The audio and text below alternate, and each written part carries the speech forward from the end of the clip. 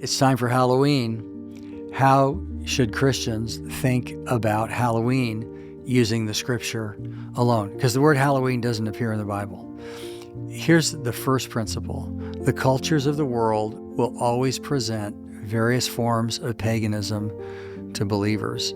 Some of them are explicit doctrines of demons that believers must renounce. And I just want to walk through various passages of Scripture that touch on this.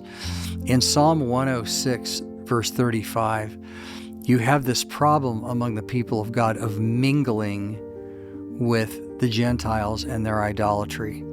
But they mingled with the Gentiles and learned their works. They served their idols, which became a snare to them. They even sacrificed their sons and their daughters to demons. Here's another.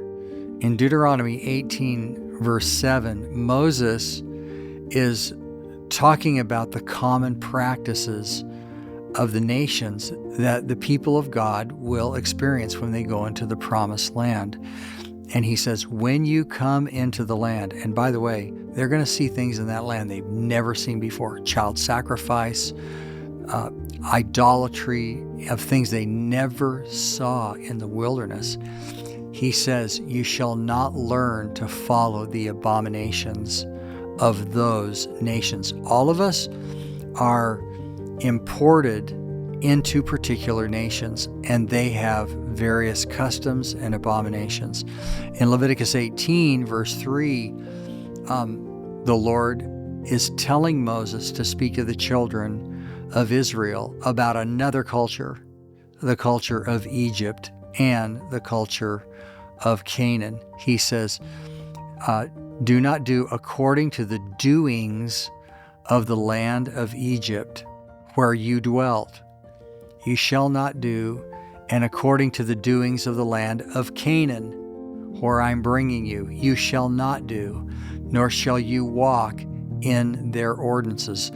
Every culture has ordinances. Every culture has customs and practices. And the people of God have to ask, are these the kind of practices that God would have me involved in? In the New Testament, many places to go. In the Corinthian letter, in Paul's letter to the Romans, he says, and do not be conformed to this world, but be transformed by the renewing of your mind.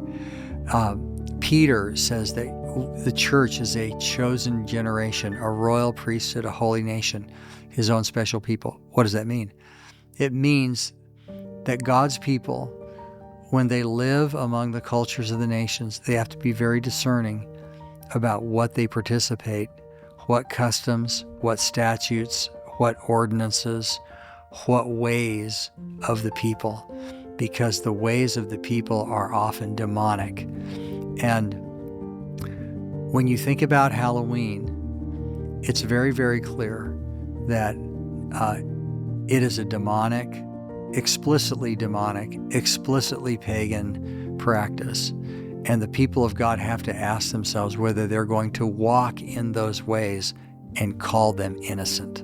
It's really clear in our culture, Halloween is coming after you in the stores and everywhere else. But what's critical is that we lead our families out of darkness, not into the darkness. And Halloween is the darkness. The grass withers, the flower fades, but the word of our God stands forever. Scripture Applied is a production of Church and Family Life. Visit churchandfamilylife.com for more resources.